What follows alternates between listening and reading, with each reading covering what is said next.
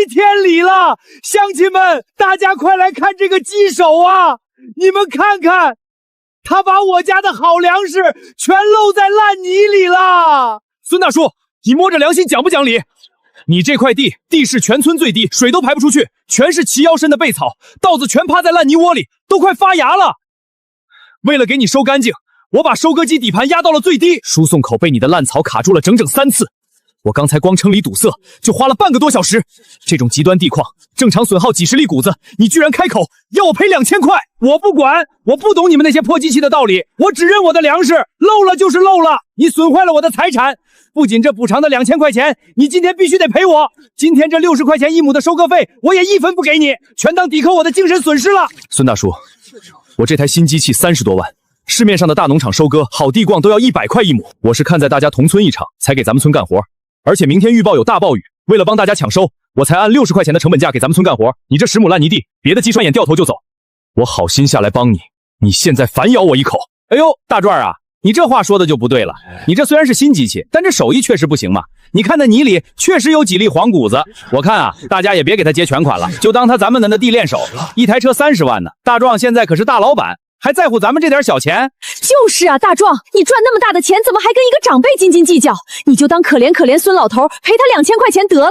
你赶紧把事儿平了，别耽误给我们家收啊！天气预报说明天可是大暴雨，这要是耽误了我们家的好粮食，你负得起责任吗？算盘，你这事儿做的不地道。大壮这孩子昨天干到半夜，那田里的情况咱们都清楚，你这分明就是故意找茬嘛！大壮，你别理他，李老头你闭嘴！怎么着？你向着他说话，要是他一会儿去收你家的地，也给你漏掉一半，我看你哭不哭？大家伙说是不是？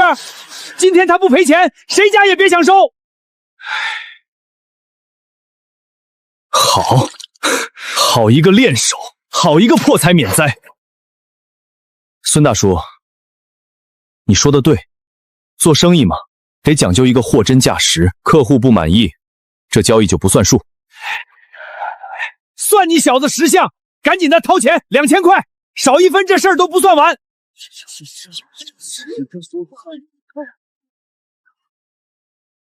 你不是嫌我收的不干净吗？你不是嫌我毁了你的粮食，让你吃了大亏吗？我今天就把这车拖好的谷子按你说的原样退给你，我一粒都不留你的，这活儿我不干了。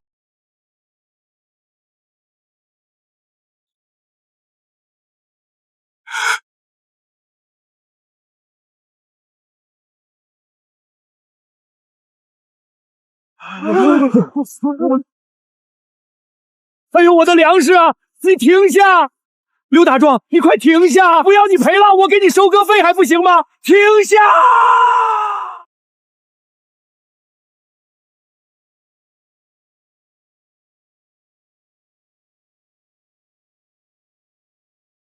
各位乡亲，你们刚才说的对，我的新机器不行，我的手艺差。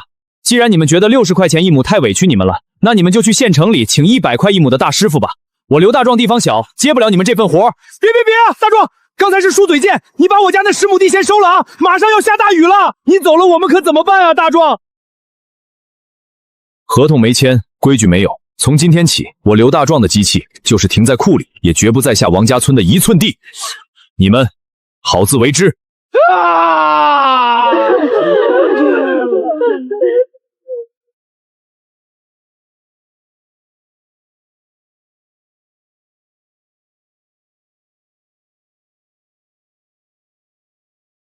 孙算盘，你个老糊涂！你睁大你的3角眼，看看你干的好事儿！要不是你贪得无厌，非要讹大壮那2000块钱，大壮的机器早就开进我们家地里了。现在好了，全村的口粮都要烂在水里了！你赔我们的救命粮！哼！放手！你给我放手！关我什么事儿？是刘大壮脾气太冲，他把我的粮食全推到田埂边，雨这么大，受潮了也怪他，我才是最大的受害者，你们凭什么怪我？刚才他走的时候，你们不也想着压价截胡吗？现在装什么好人？你少胡说！大壮本来就是看在我们同村的情分上，60块钱一亩，顶着快下雨的风险来帮忙的。你家那块烂泥地换了外面的鸡手，给120都没人肯下田。你倒好，端起碗吃饭，放下筷子埋怨人，硬生生把好鸡手给逼走了。我也是瞎了心窍，刚才大壮被你讹的时候，我怎么就不敢站出来替他说句公道话呀？我这10亩地的收割费搭进去了呀！就是你这个害人精，你今天必须给个说法。你把大壮气走了，你替我们下地去割稻子。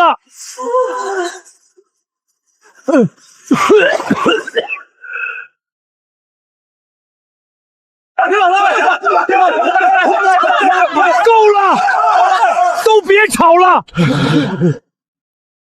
什么时候了还在这里窝里斗？吵能把粮食吵回来吗？赶紧想办法自救！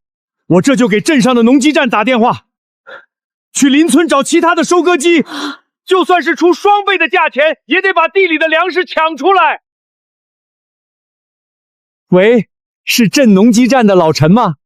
我是王家村的村长啊。我们村现在急需2台收割机，雨下大了，稻子都倒了，价钱好商量，我们出120一亩。王家村，老村长，您别拿我开涮了。你们村刚才的事儿，刘大壮已经在周边农机手互助群里发了语音了。60块钱一亩帮你们收烂泥地，机器卡了不说，还要被你们索要2000块钱的损失补偿。误会，老陈，那是孙算盘一个人犯浑，我们其他村民绝对不讹人。得了吧，大壮在群里说的明明白白，他被刁难的时候，你们不少人不但没帮腔，还跟着起哄让他掏钱练手。老村长，咱们机手赚的都是辛苦钱，买台机器几10万，谁敢把车开进你们那个爱扯皮的地方？别说120，你今天就是出300一亩，眼下也没有机手敢接你们的活，你们自己拿镰刀慢慢割吧。挂了。造孽呀！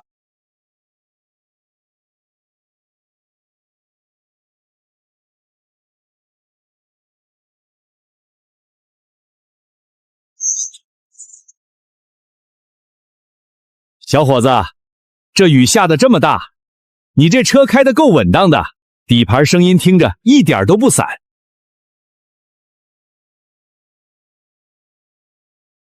张老板您好，我是刘大壮，我这是今年最新款的120马力机型，虽然淋了雨，但核心部件我都做了防水处理，只要地块有硬底子，不至于陷车，一天抢收200亩不在话下。而且我加装了最新的防漏拔油星轮，破损率和漏收率能控制在2/1000以内。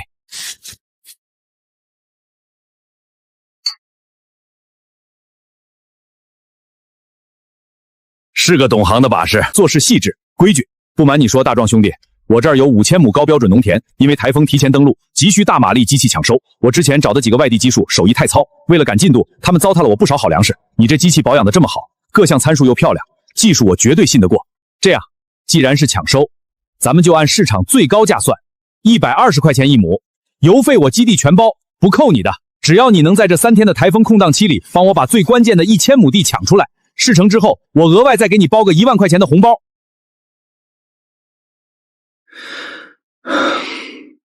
张老板，爽快！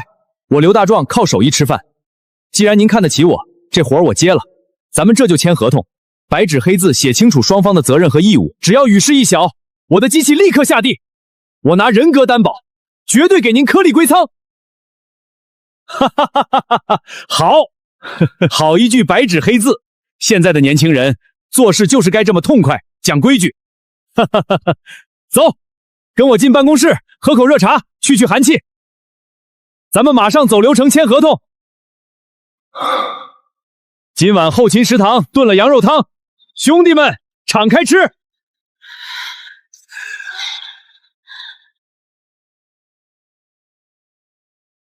老李呀，咱们2村挨得这么近，你就帮帮忙吧，价格好说，150一亩行不行？算我求你了。喂，村长怎么样了？老李也不肯来吗？这雨要是再下一场，咱们地里的稻子可就全发芽生霉了，到时候卖给饲料厂，人家都嫌臭啊，全都没戏了。方圆50里的鸡首全把咱们村列入慎街密录了，给什么烂地都敢下的人，一听说是咱们王家村的地，直接把我一顿臭骂，挂断了电话。报应啊！这真的是报应！大壮王爷把咱们当长辈，咱们却把他冤大头。现在大壮走了，咱们连个干活的人都求不来了，这可怎么活呀？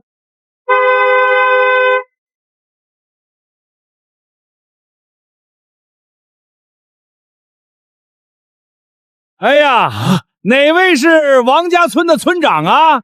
只要能把机器开下来，把粮收回来，什么条件我们都答应。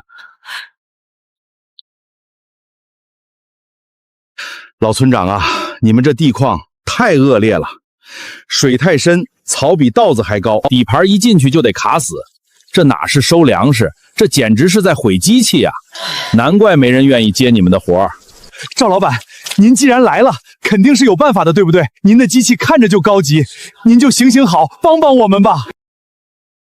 办法嘛，也不是没有。我赵某人做生意，向来是为了交朋友。既然大家这么急，那咱们就按特殊的规矩办事。我这可是从外省调来的高级履带机，人工、油料、损耗风险都不低。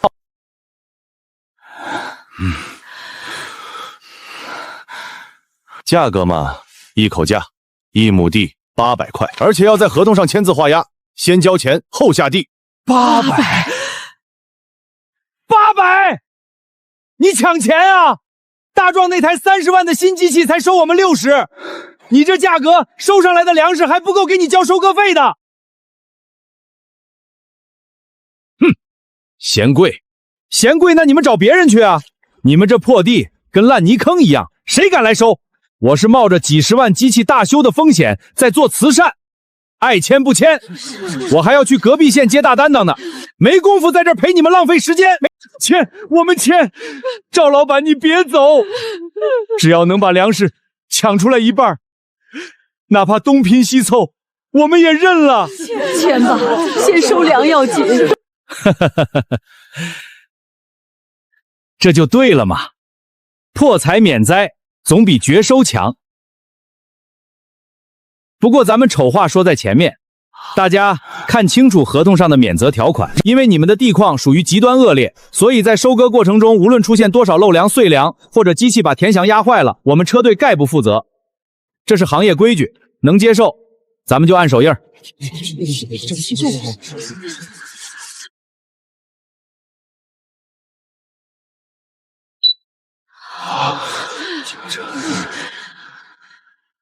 哼。阿强，带几个人把咱们停在废品站旁边那几台二手老爷机开过来，漏油、掉轮带，马上就要报废的那几台。老板，那几台破烂根本割不干净，角龙都是坏的，下这种烂泥地，估计得漏掉1半的粮食。怕什么？他们可是签了概不负责的免责条款的。反正钱已经到账了，机器能动弹就行。就算漏收严重，也是他们自己地国矿不好，跟咱们有什么关系？赶紧开过来，收完这单咱们就撤。这倒是啊。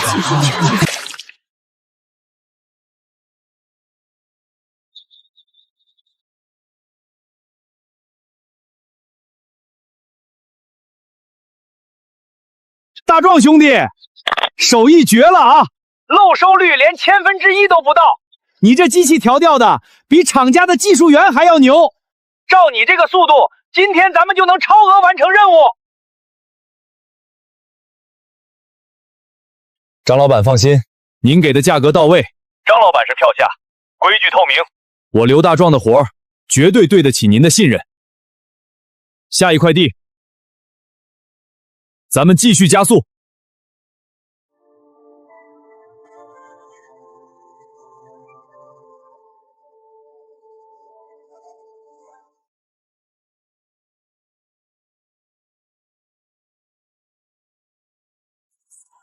赵老板，这就是您说的外省调来的高级履带机？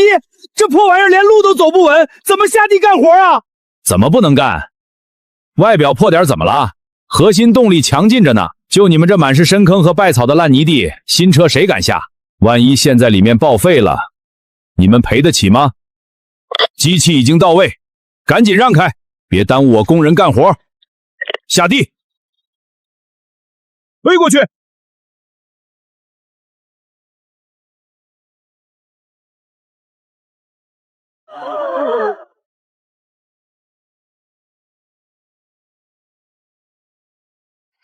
停下！快停下！这不是在收粮，这漏的比收进粮仓的还多呀！我求求你们快停下！造孽啊！你们这是强盗！你们把我家好好的稻子全压进泥里了，这还怎么捡啊？不收了，我们不收了！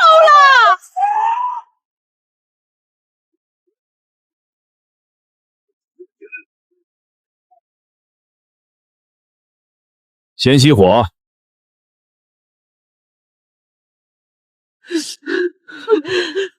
喊什么喊？什么叫不收了？定金已经交了，机器已经下地了。你们当我是陪你们玩过家家呢？你这是商业欺诈！你用这种老旧机器来糊弄我们，1亩地还敢收我们800块，把钱退回来！告我，你去告啊！老村长，你最好睁开你的老花眼，看清楚第3条第2款写的是什么。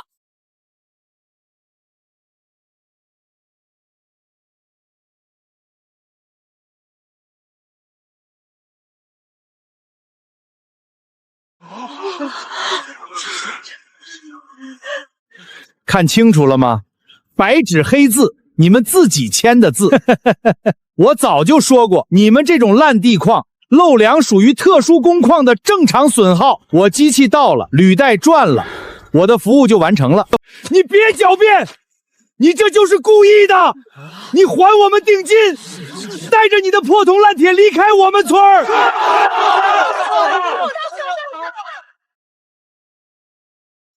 想闹？好啊！你们今天要是故意拦车损坏机器，我就把全程视频交给平台做商业纠纷记录。还有，你们不仅不能要回定金，今天天黑之前，哪怕这地里的粮食全变成泥浆，你们也必须把剩下那一半尾款给我结清了，少1分钱。我这3台车就按合同继续计费，咱们谁都别想轻松收场。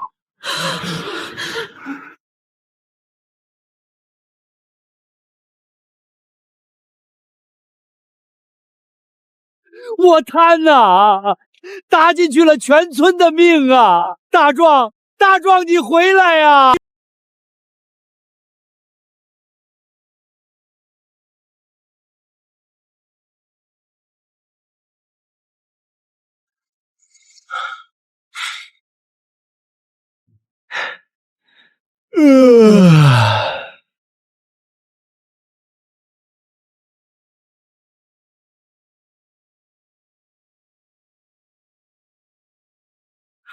大壮兄弟，神了！我张某人干了10几年农业，就没见过比你手艺更稳、机器调制的更准的机手。1000亩地抢在台风来以前全部拿下，这损耗率低的简直像是在做梦。你这不仅是帮我抢收，你这是帮我抢回了几10万的纯利润啊！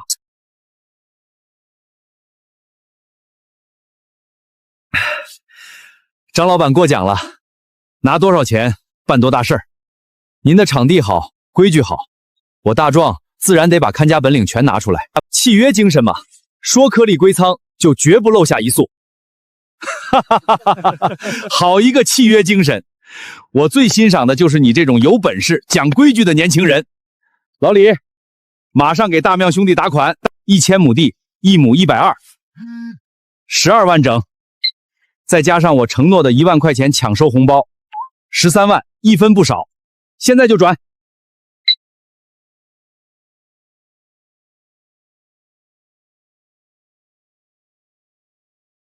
大壮，这13万是你应得的。另外，我今天正式向你抛个橄榄枝，我这基地明年还要扩建2000亩，我正式聘请你做我们农场的机械总指导，以后我这里的收割业务全包给你，条件你随便开。王家客去了，谢谢张老板赏识，好马配好鞍，好手艺就该留在懂得尊重他的人这里。这活儿我接了。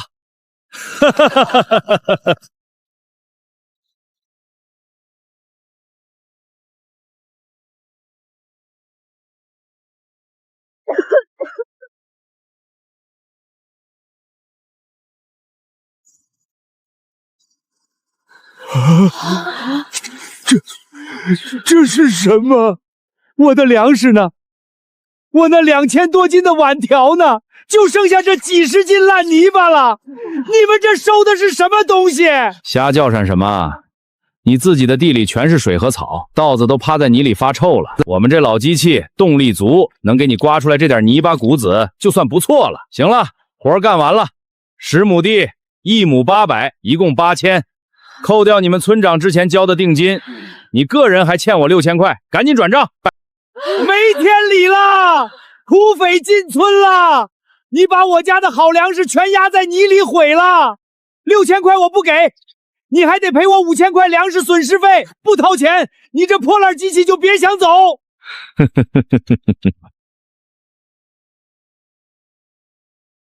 阿强、阿豹，这位大叔说我们毁了他的粮食，还要我们赔钱，你们说怎么办？你们要干什么？这可是讲规矩的社会，你们难道还想用合同吓唬人？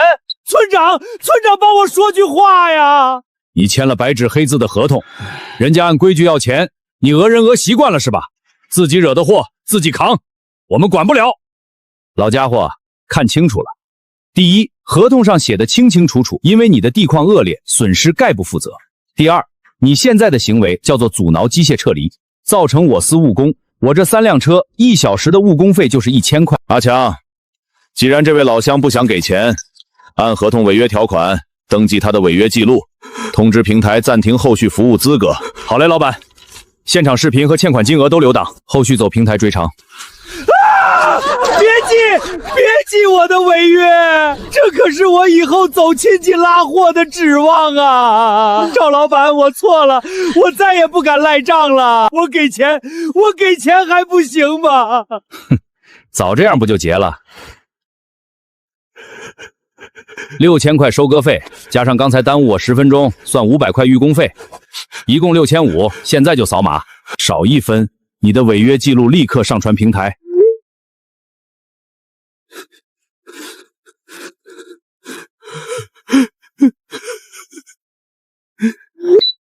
微信收款6500元。老乡们，合作愉快啊！记住我赵某人的名字。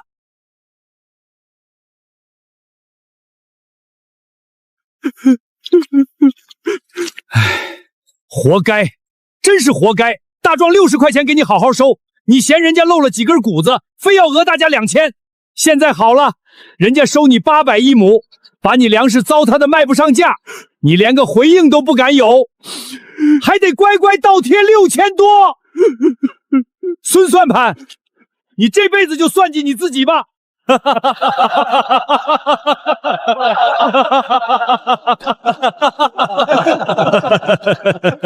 大壮哥，你今天的那个底盘操作太神了，哇！特别是那个泥坑转弯，机身一点没歪，你改天一定得教教我。没问题，其实那就是靠履带的差速控制，关键是心里得稳，不能贪快。明天有空我就带你上车实操。张老板，大壮兄弟，今天这顿庆功宴，你是绝对的主角。这是之前答应你的1万块钱抢收红包，图个吉利，拿着。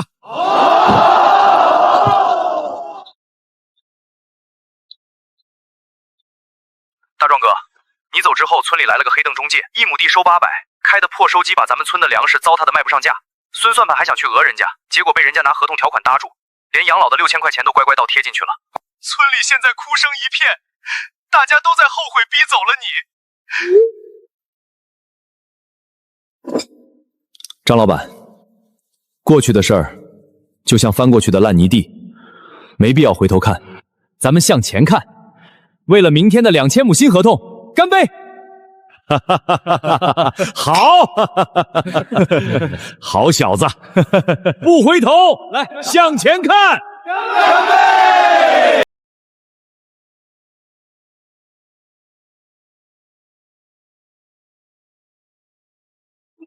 大壮，你仔细看看条款，除了我昨天说的以后基地收割业务全包给你之外，我还加了几条。第一，基地给你开底薪，每个月8000，交5险1金。第二，机器的日常保养和维修配件费用，基地承担50%。第三，如果遇到极端天气需要抢收，除了正常的土产费，全勤奖金翻倍。张老板，这条件太优厚了，我就是个开收割机的，您这待遇都快赶上大公司的高管了。大壮，你错了，在这个行业里，真正值钱的不是那台机器，而是坐在驾驶室里那个有技术的人，有责任心，还懂得讲规矩的人。你之前在别人那里受了委屈，是因为他们不懂得尊重技术，只想着占便宜。但在我这里，商业的本质就是互利共赢。你帮我保住了粮食，创造了价值，你就配得上这样的尊重和待遇。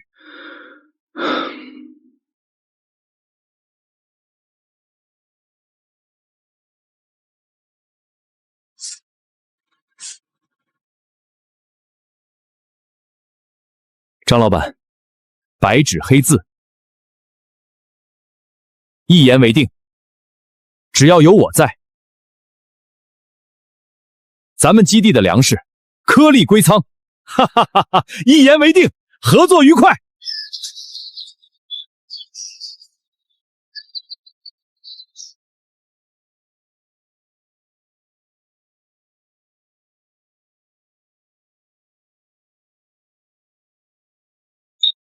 小李，3号机的歌台高度感应器，再校准一次。今天我们要下的是张老板新承包的高长田，倒伏率极低，歌台可以适当放低2公分，确保秸秆粉碎得更彻底，确保明年的免耕播种。明白，刘总监。参数已经更新，北斗导航的 RTK 基站也镀铬完毕，误差已经缩小到厘米级，随时可以开启自动驾驶模式。大壮啊，真有你的！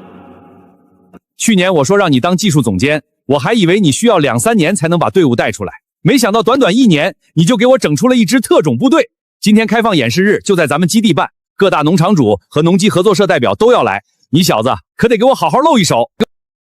张老板您放心，机器我都亲自查过3遍了，不仅是收割，今天的无人机协同测产，还有秸秆自动打包，全套流程咱们无缝衔接，保证让来参加演示的人看看什么叫现代化的颗粒归仓。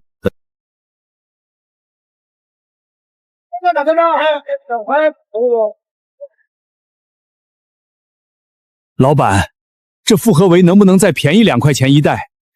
我们村今年的地实在是不行，底肥要是下不够，明年还得减产啊！便宜点吧，我多买2袋。老头，这已经是最低价了。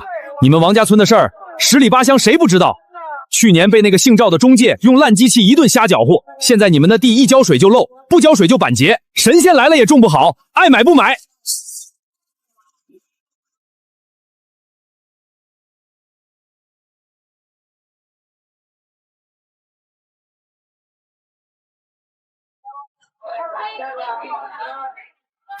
大壮，是你呀，李叔，来买化肥啊？啊，是，大壮，你现在出息了，听说你给大老板干活当总监了，真好真好。咱们村自作孽呀。自从去年那事儿之后，孙算盘气得住了院，老村长也辞职不干了。今年秋收，根本没有好机手愿意去我们村，都怕我们惹事儿，我们只能自己拿着镰刀下地割，苦啊！李叔，喝口水吧。种地不容易，地坏了得慢慢养。我那边车队还有任务，基地演示日等着我去调试机器，得先走了。李叔，保重身体。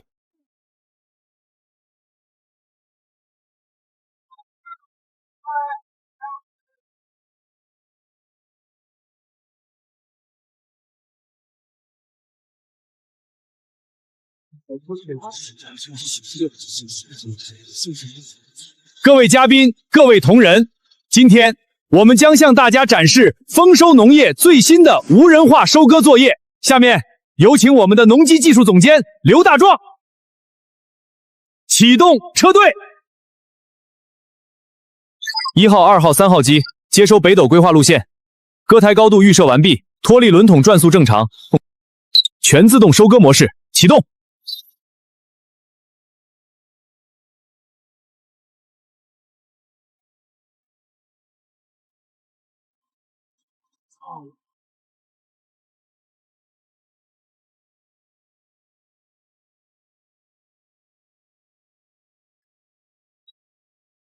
我的天，这走线也太直了吧！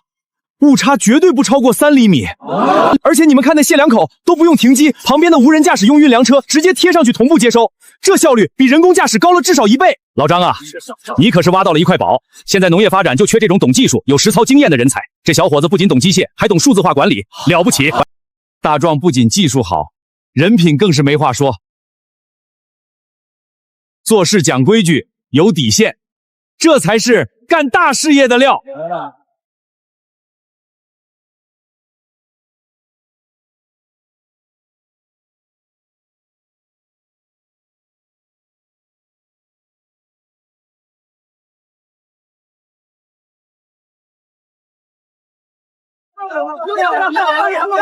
刘总监，你刚才那套北斗参数是怎么设置的？能不能去我们农场指导一下？我们合作社有5000亩地，明年的寄收大单，我想直接跟你们车队签，价格随便你开。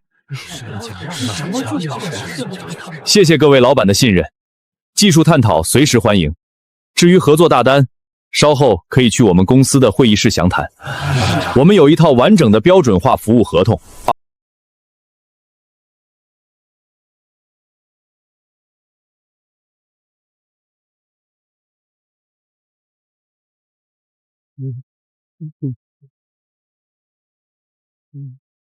农技师来看过了，去年的机械碾压造成严重的土壤板结和水土流失，想把离体层重新养回来，至少得深翻施有极为，连着养上3年。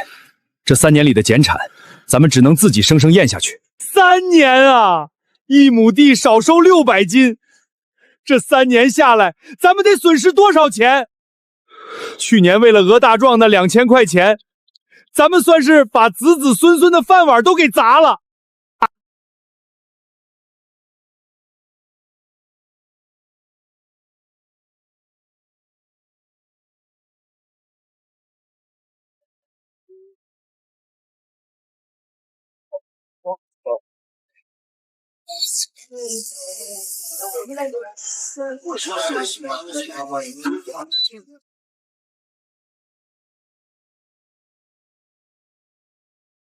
孙大叔，您这粮不行啊，水分超标3个点，瘪粒太多，最严重的是里面混了大量草籽和泥块，您这属于等位粮。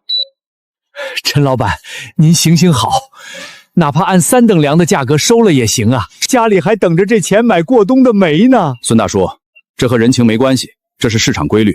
我收了您的等外粮，转手卖给面粉厂或者饲料厂，人家也是要过仪器的，不合格直接退货。这种粮我没法收，您拉回去喂鸡，或者自己想办法处理吧。陈老板，我求求您了，哪怕价格再压低一点也行啊！您要是拒收，我这一车粮食就全砸手里了。行吧，看在乡亲一场，但我只能按陈化粮的价格收购，每斤6毛5，同意就过磅，不同意您就拉走。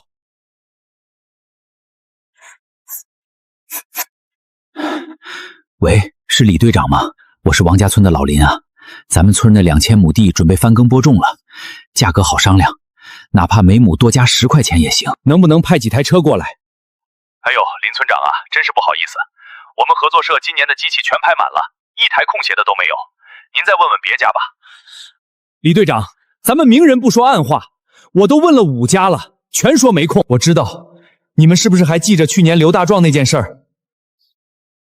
那是前任村长和几个糊涂胆干的，现在村里换届了，我向你保证，绝对不拖欠1分钱，绝不无理取闹。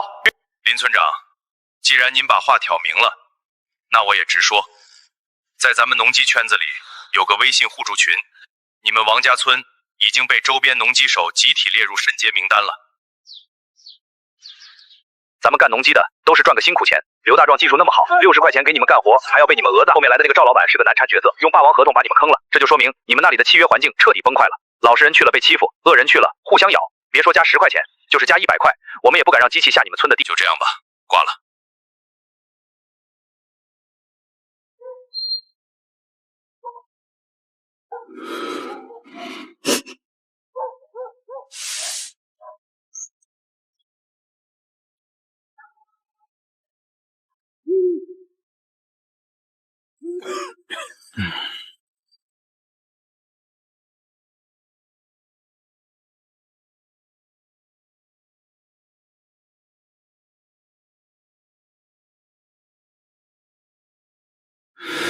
都看到了吧？人家大壮现在是行业公认的农业技术骨干，这就叫实力，这就叫底线。乡亲们，别怨天尤人了。这世上的事儿就像种地一样，一报还一报。咱们想靠撒泼打滚、不讲规矩去占便宜，最后不仅把钱赔光了，把地毁了，连做人的脸面和信用都丢得一干二净。明天开始，全村人自己拿铁锹下地深翻，机器不来，咱们就自己动手，把那些被压坏的沟全填平。信任是咱们自己毁的，就得靠咱们自己一锹一锹的再填回来。从今往后，谁要是再敢在王家村提什么暗闹分配、坑蒙拐骗，不用别人动手，我也不会再让他参与村里的任何事会。王家村必须重新学学怎么写规矩这2个字。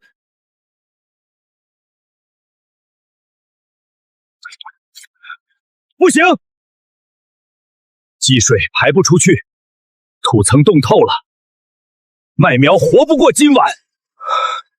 现在只有用重型农业无人机进行高浓度的防冻剂喷洒，再加上大马力的抽水泵同时作业，才有可能保住苗。林叔，这大半夜的上哪儿去找重型无人机啊？周边只有丰收农业有那种带夜视和抗风能力的机队，可是咱们村早就被周边农机圈列入慎戒名单了，人家能来吗？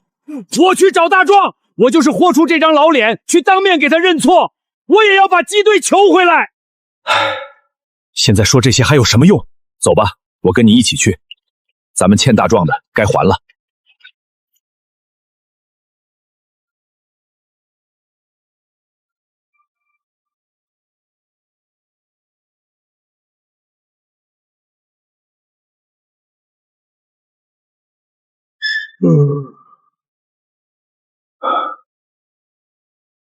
凤兄，听清楚呀！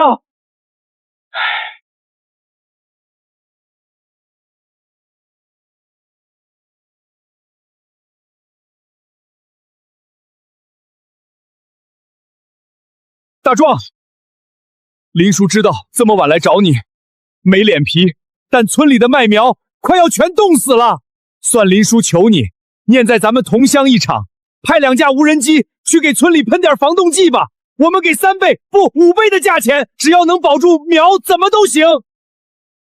林村长，这不是钱的问题。今晚寒潮突发，我基地的4支机队全部在1线承包田里执行抗冻保苗任务。我们的首要责任是履行合同，保护那些信任我们、与我们签订了长期协议的客户。我不可能为了你们的突发状况，撤回正在执行合同的机器。大壮啊，千错万错，都是我孙算盘一个人的错。当初是我贪心不足，为难了你，我对不起你。你把气撒在我身上就行，可村里的麦苗是全村老小的希望啊！求你想想办法，救救咱们村儿吧！孙大叔，好好说话，这里是现代化的农业公司，讲的是流程和合同，不是靠卖惨讲人情的地方。孙大叔，你到现在都还没有弄明白，你到底错在哪里？你以为认个错，说几句软话，一切就能当没发生过？你以为和生意的信任是靠几滴眼泪就能找回来的？你错的不是少给我钱，你错的是践踏了客约和信任。当初我真心实意帮你们，你们用耍赖方式破坏规则，现在你们走投无路了，又想用卖惨来进行道德绑架。村里确实还有很多人需要吃饭，但当初我被为难的时候，又有几个人站出来说过一句公道话？大壮，你说的对，是我们把路走绝了。可是地里的庄稼不认人啊，那是活生生的粮食啊！林村长，我很同情村里的遭遇，但作为基地的技术总监，我要对我的团队负责。这种恶劣天气下，夜间跨区域盲飞无人机风险极高。我们没有你们村子地形的测绘数据，一旦发生炸机事故，不仅机器会损坏，操作员也要承担巨大的心理和安全压力。我不能为了你们没有保障的口头承诺，去让我的员工冒安全风险，这是我的底线。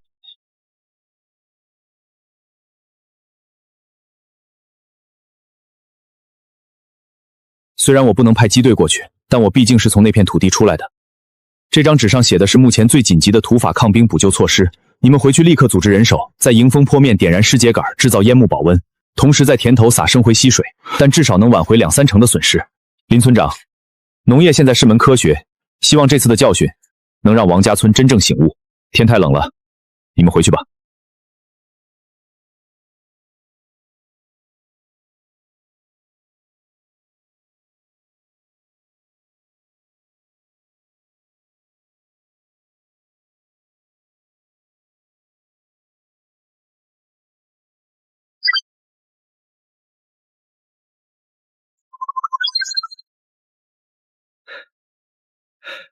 大壮干得漂亮！我刚从地里勘察回来，咱们的麦苗全都挺过来了。这一仗打得太漂亮了，大家赶紧吃口热乎的。这个月全员发双倍奖金。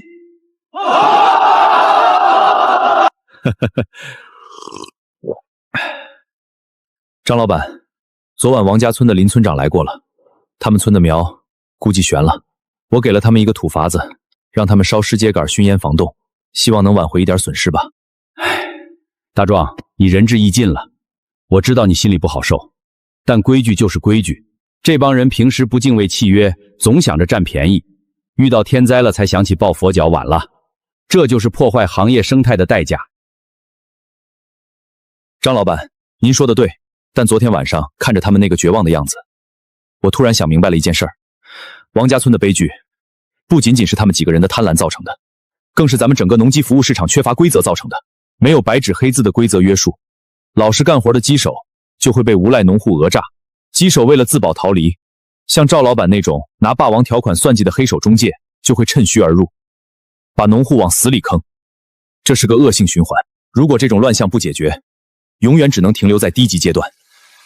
大壮，你的意思是咱们要立规矩，咱们不仅要自己干得好，对，还要把这套规矩用到周边地区和更多合作社。今天下午不是有个区域农机合作社交流研讨会吗？张老板，我需要您给我争取一个上台发言的机会，我要在行业面前把这个烂摊子重新理清楚。走了。周理事长，您得给咱们机手说句公道话呀！现在的活根本没法干，咱们花大几十万买的机器下去帮忙收割，稍微遇到点倒伏，漏了几粒谷子，那些农户就堵着车不让走。咱们赚的都是辛苦钱，动不动就扣2、3千的误工费。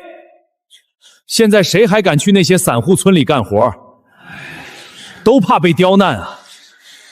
老陈，你别一竿子打翻一船人，我们农户难道就不惨吗？你们正规军不来，那些黑生中介就开着报废机器下乡，1亩地收我们大几百块，粮食碾碎在泥里不说，还逼着我们签霸王条款。去年的王家村就是活生生的例子，全村的地都被压废了，人家找谁说理去？到底是谁在坑谁？好了好了，诚信缺失，互相防备，这是我们农业现代化道路上的一颗顽疾。今天把大家叫来，就是为了找出一个解决办法。谁有切实可行的方案，现在提出来。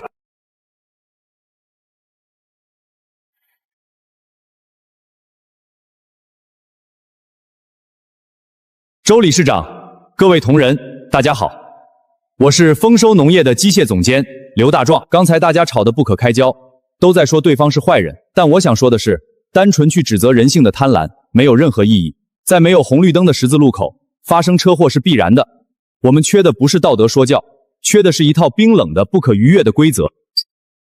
我建议由丰收农业和各大农机合作社共同出资，共建一个联盟内部的农机调度与信用评级平台，以后所有的收割播种作业尽量通过平台线上下单，电子合同签约。刘总监，签合同有啥用啊？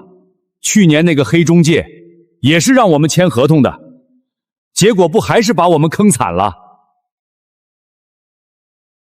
所以我提出的不仅仅是合同，而是与平台历史订单挂钩，与结算记录挂钩，与双方信用档案挂钩，这叫双向信用名单。我们要让信用直接等于金钱。首先，针对机手端，只要有农户举报机手使用老旧拼装机械糊弄人、恶意加价或者签订霸王免责条统，一经平台核实，立刻暂停该机手的联盟平台派单资格，不仅冻结他的服务评级，还要将他提出我们的统筹市场。我们要把赵老板那样的行业毒瘤从根子上挖掉。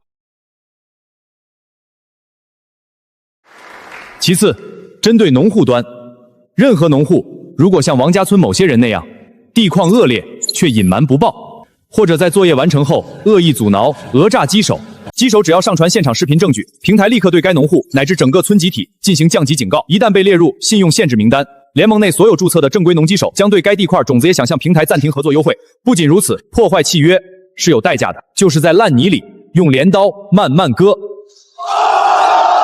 好，就该这么办，看谁还敢讹人！好一个双向信用评级，大壮，你这个方案切中要害。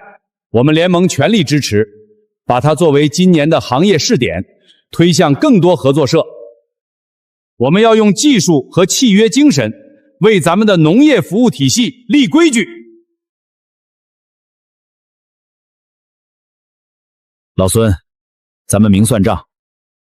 你开春买种子、化肥，加上后来买的防冻剂，一共欠了我8600块钱。当时白纸黑字写得清楚，秋收后结清。现在别的村都结了，连你们村其他人也东拼西凑把钱还上了。你这笔账今天必须得有个说法。你要是再拖，我只能拿着这合同走商业调解流程了。李老板，你看看我那地，一根活苗都没剩啊！我现在兜里比脸还干净，你就是把我这把老骨头拆了卖，我也凑不出8000块钱啊！你再宽限我几个月行不行？老孙，不是我不讲人情，现在周边农机圈都在用信用评级，你老孙的大名在咱们农资圈和农机圈早就挂了号了。我要是再信你的空头炸票，我自己的生意还做不做？今天我先走，给你3天时间，凑不齐钱，咱们调解会上见。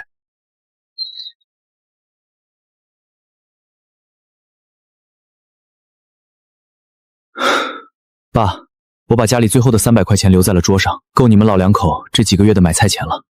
我去南方进电子厂打工，那8000块钱的债，我每个月发了工资会按时转给李老板。从今往后，您别再总想着算计别人了，咱们家的名声已经被您算计的，在这10里8乡连个站脚的地方都没了。儿子，你要走？你走了，家里这10几亩烂摊子谁来收拾啊？地毁了可以再养，人要是把良心和规矩丢了，就真的什么都没了。您自己好自为之吧。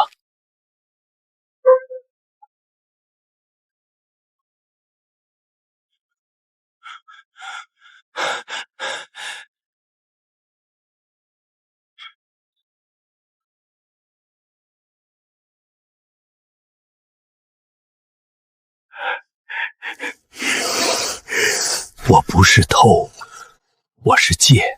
等明年我那地缓过来了，我再还给村里。我也是没办法呀，我不能被债主追得没路走。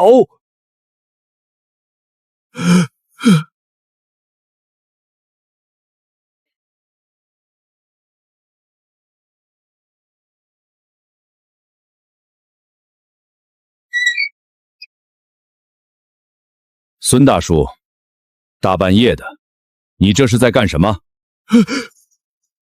林村长，你听我解释，我家揭不开锅了，我寻思着先从集体仓库里预支一点儿。对，我是预支，明天我就打欠条。哼，预支？带着大铁钳子捡锁头的孙算盘，你真把全村人都当成傻子了。大家伙在烂泥里抢救出来的有粮，你转手就想偷去卖了，抵你的私债，你这心黑透了啊！站着别动，孙算盘，收起你那套胡搅蛮缠的把戏。以前村里没规矩，让你这种人靠着耍无赖占尽了便宜，把咱们全村的风气都带坏了。大壮走的时候告诉我们，不讲规矩的地方永远受穷受人欺负。现在王家村换了天了，咱们讲的是规矩和契约。王强，保护好现场，把村民代表和平台记录员都叫过来，当场登记处理。不能登记啊，林村长，我一把年纪了，这么一记，往后谁还信我呀？咱们都是一个村的，关起门来自己解决不行吗？我把粮食还给你们，我保证以后再也不敢了。关起门来自己解决，就是因为以前事事都关起门来和稀泥，才让你有恃无恐的去为难刘大壮，才让那帮黑信中介把咱们村坑得倾家荡产。孙算盘，咱们全村人已经为你那点贪心买过一次账了，这一次你自己做的事，你自己去规矩面前承担代价。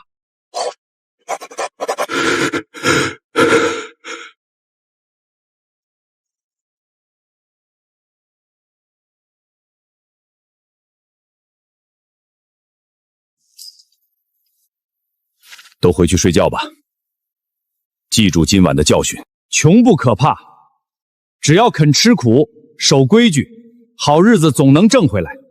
但谁要是再想动歪脑筋破坏底线，孙算盘就是教训。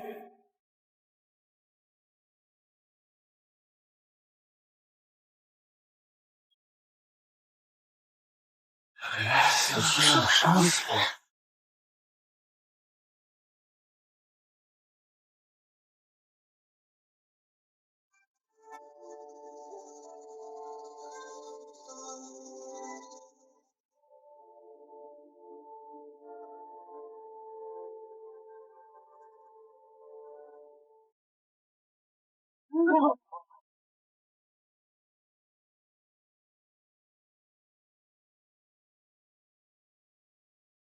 熄火，全都停下，去把备用合同拿出来。该咱们收网了。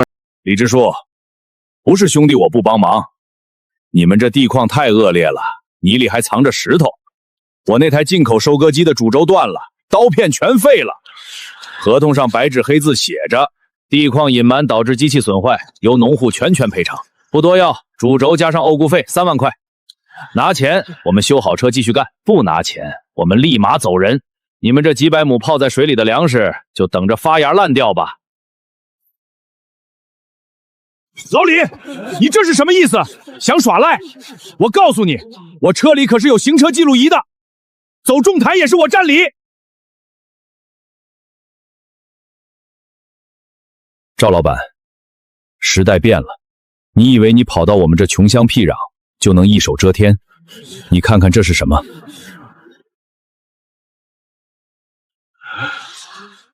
你以为我们贪图你的低价？实话告诉你，平台早就发布了风险提醒，让我们警惕你们这些流窜的黑中介。我同意你下地，就是为了把证据留完整。你刚才签的那份私下合同，在平台标准协议之外，根本拿不到平台保障，你这叫恶意索赔。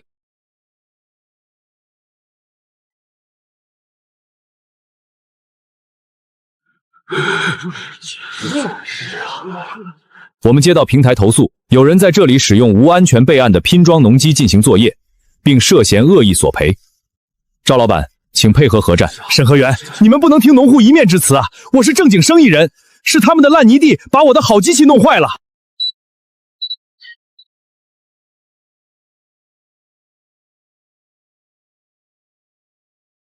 审核组长，鉴定结果很明确，这台所谓的进口收割机，发动机是10年前淘汰的旧柴一期，断裂的主轴根本不是被石头卡断的，而是因为使用了劣质的翻新钢材，金属疲劳导致的自然断裂。刀片更是没有任何出厂合格记录的作坊生铁件。这几台机器全都是用废料拼装起来的危险旧车，不符合平台安全作业标准。赵老板，这种机器下地本身就是对土地的破坏，主轴断裂是你用旧件糊弄的必然结果。你想把机器老化的成本通过霸王调运转资给农户，这种把戏在今天行不通了。赵老板，你的机器涉嫌非法拼装，存在重大安全隐患，平台将暂停相关账号和车辆的接单资格。同时，对于你涉嫌合同欺诈和恶意索赔的行为，我们将提交行业仲裁，并向合作社联盟通报，请你在这上面签字确认。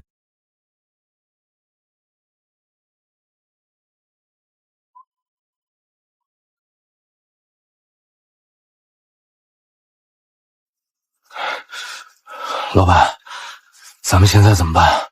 机器被停用，平台处置单要是传到合作社联盟，咱们以后可就很难再接单了。接不了单，我混了半辈子，能在这个小地方栽跟头？那几台破铜烂铁本来就是从废品站按斤称回来的，加起来成本都不到3万块钱。如果留下来等处理，光是交罚款、出拖车费，再加上恶意索赔未遂的经济处罚，没个10几万根本脱不了身。机器不要了，全当亏笔旧账。趁着平台那边还没完成后续通报，咱们连夜走。只要人换个地方，这烂摊子谁爱管谁管。不要了，那咱们以后靠什么吃饭啊？只要手里还有本钱，换个地方换个马甲，照样能找到那些贪便宜的蠢货。走。